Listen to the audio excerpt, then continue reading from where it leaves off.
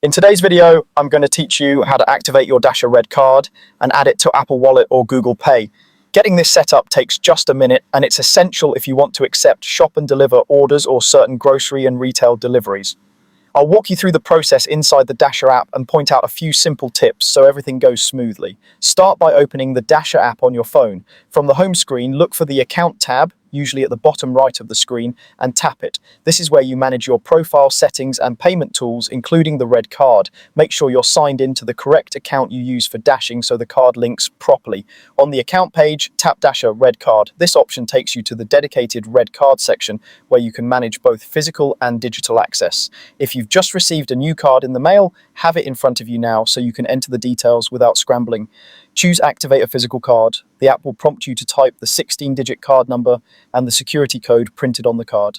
Enter the numbers carefully and double-check them before submitting to avoid activation errors. Once accepted, you'll see a confirmation on screen, and the card is ready for eligible orders that require payment at checkout. If you want immediate digital access, you can also add the Red card to your phone's wallet.